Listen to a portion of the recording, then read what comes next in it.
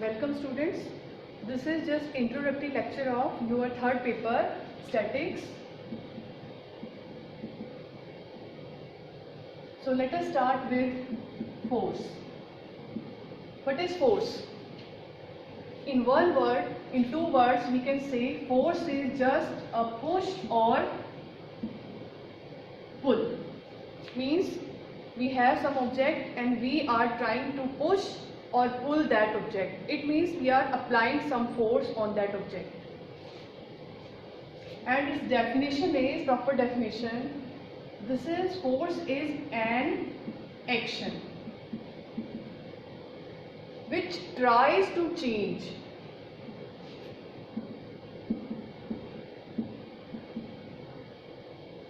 the state of an object.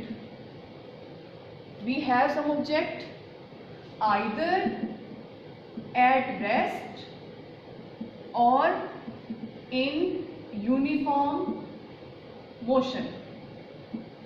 So we have some object either at rest or in motion, uniform motion, and we try to change its state. Here I am writing tries. Tries means maybe after applying that force its position changed or may not. But at least we are trying with some force. So force is an action which may change or may not change. So here we have to study statics. Now what is statics? So for that, first we have mechanics, and then two branches of mechanics are statics and dynamics. So mechanics is that branch of science in which we study effect of forces either at rest or in motion. If we are studying effect of forces on objects which are at rest, then they will come under statics, and if those objects are in motion, then they will come under dynamics. This you will read in your fifth semester. Here we have only statics. Means we are here in this paper we will study effect of forces on objects which will be at rest. Or you can say we have number of forces, say 1, 2, 3 or 10 forces, and under those forces some object is at rest, means in equilibrium. Suppose ये हमारे पास कोई object है, हमने इस पे बहुत सारी forces apply की हैं, लेकिन आफ्टर अप्लाइंग दोज फोर्सेस ये ऑब्जेक्ट मूव नहीं कर रही है, जहाँ पर है वहीं पर रहेगी. Means there is no resultant, total कोई रिजल्टेंट नहीं है. In that case we will say object is in equilibrium. So here we are studying this equilibrium in whole book. In every question, in every article, we will study only equilibrium, effect of forces. Equilibrium under forces, maybe two forces or many more forces. So next is our, in this lecture we will not cover any main topic, just some requirements so that we can start with our main topics. So our next topic is force representation. If I say some force is applied on a body, on some object, then that force is completely known or completely specified by these three terms. Number one, its magnitude, everybody knows. Number two, its direction, this also I think you must know. Now number three is point of application. Say we have this force F along this line OA, means its direction is OA, and say its magnitude is also OA, and point of application is O, point at which we are applying this force. That point is called point of application. So means to know a force completely, we must know these three terms: magnitude, direction and point of application. Now next is equilibrium. We just studied equilibrium. Means in one word we can say equilibrium is there is no force. There is no net force, no net resultant. But here equilibrium of two forces. Suppose we are applying two forces on some object, then when two forces will be in equilibrium, number one, they must be equal. So we have two forces P and Q. So they will be in equilibrium. Number one, they must be equal. Number two, equal in magnitude. Number two, opposite in direction. It looks like both are sufficient, but if two forces are equal in magnitude and opposite in direction, even then they may not be in equilibrium unless this third point is also satisfied. And what is this third point? Along same line of application. This third point is also very important. For example, say I am not considering third point, only one and 2 point, second point. So we have two forces P and P. Now you can see here we have two forces, both are equal and opposite in direction, but their resultant will not be zero because we are applying this force at this point and this force at this point. So their resultant will not be zero and they will not be in equilibrium. So this third point is also very, very important. Like if we draw now like this, both forces are equal in magnitude, opposite in direction and along same line of application. Now their resultant will be zero, or we can say forces will be in equilibrium. So next is classification of forces, types of forces.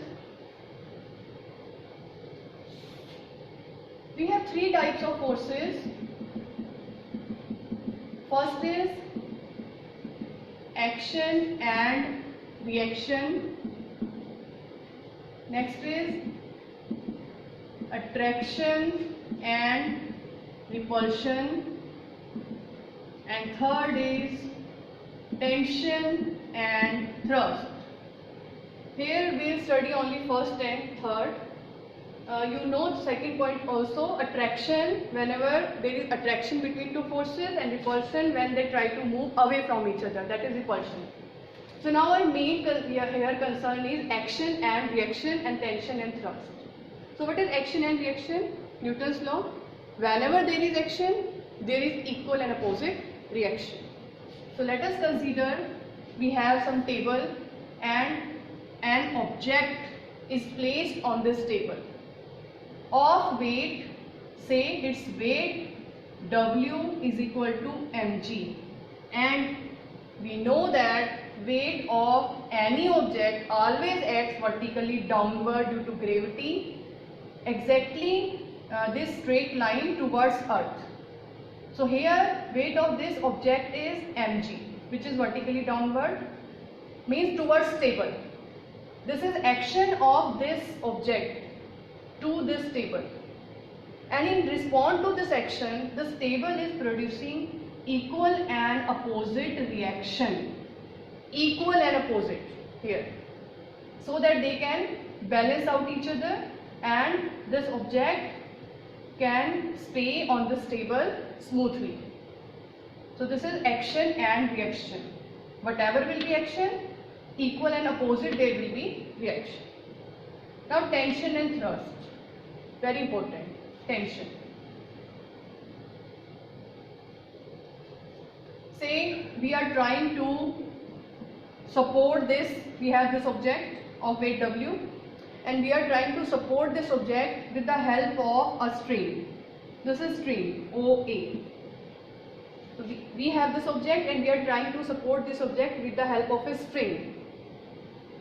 So this object is producing weight in downward direction. Again we have some force, or you can say this is action, And in response to this action, or you can say to support this weight, this string will produce tension in opposite direction.